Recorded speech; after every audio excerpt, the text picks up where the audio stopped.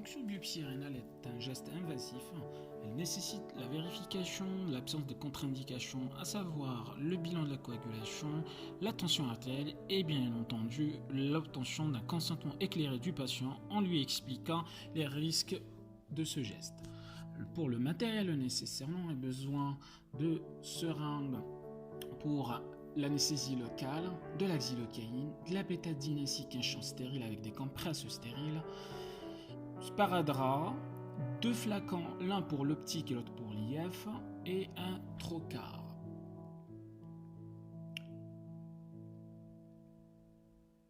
Pour le trocar, il sera adapté en fonction de la corpulence du patient, de son âge et de la profondeur du rein.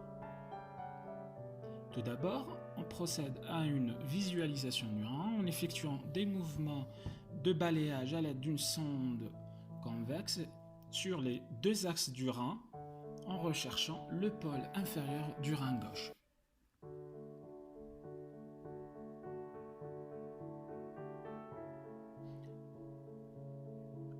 En même temps, on essaie de mesurer la profondeur du pôle inférieur gauche et à l'aide d'un biofeutre, on marque notre repérage afin d'avoir le point de ponction.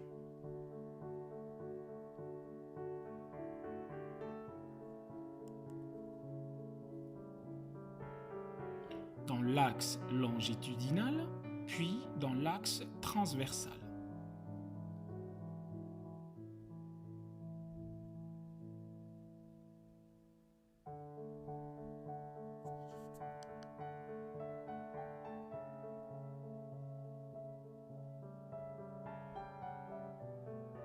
Pour obtenir à la fin un point de repérage du pôle inférieur du rein gauche.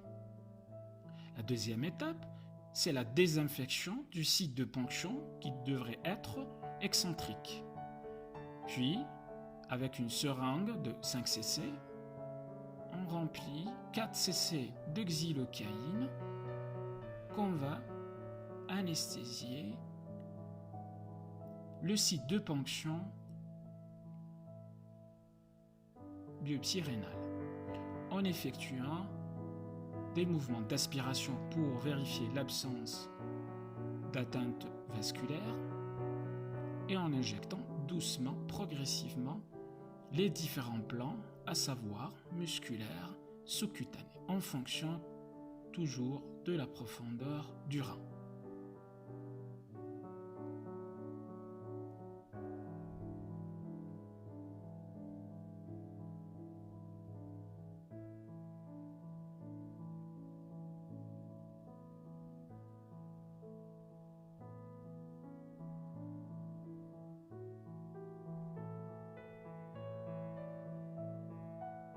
Ensuite, à l'aide d'un petit bistouri, on réalise une petite incision longitudinale pour faciliter l'accès du trocar.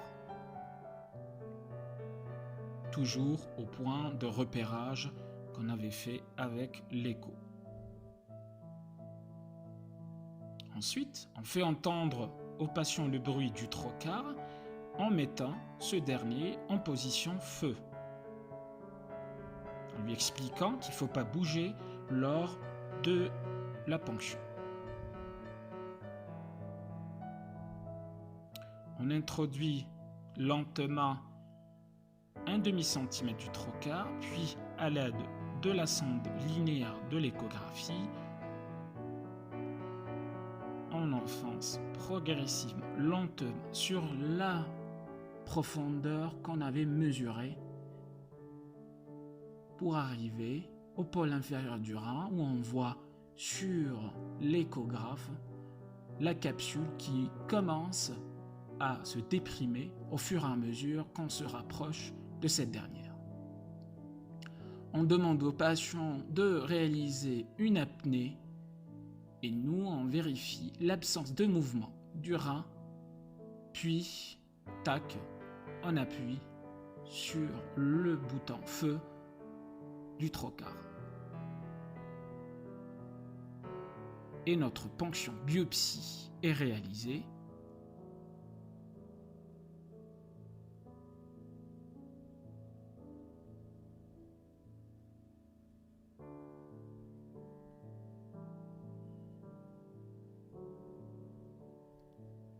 on retire notre premier fragment biopsique qu'on va imbiber de sérum Phi et on vérifie s'il s'agit bel et bien de rein comme on voit ici sur la vidéo.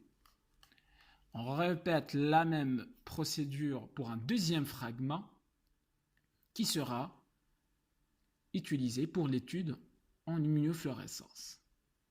La même chose, on introduit notre trocar 1/2 cm, puis à l'aide de la sonde convexe de l'échographe, on enfonce au fur et à mesure jusqu'à arriver au rein avec la dépression de la capsule, puis on demande au patient d'arrêter, de procéder à une apnée et puis d'appuyer sur le position feu.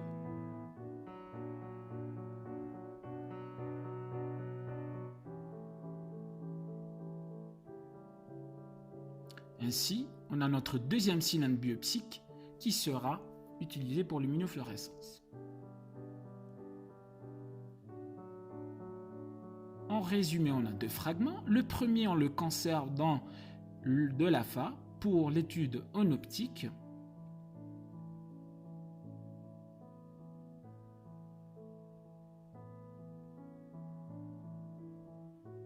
On ferme le flacon et on met le nom et la date dessus.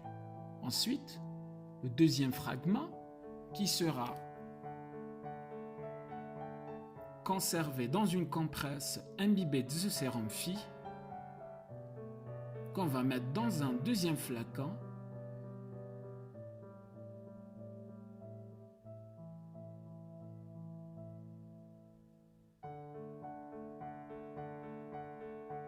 la même chose, on ferme le flacon et on met le nom, la date et le service.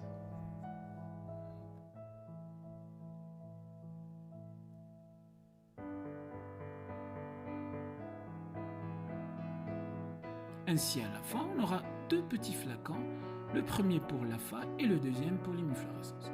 À la fin, à l'aide de l'échographe, on réalise un contrôle de notre rein pour voir s'il n'y a pas une formation d'un hématome ou autre complication suite à la ponction biopsie rénale.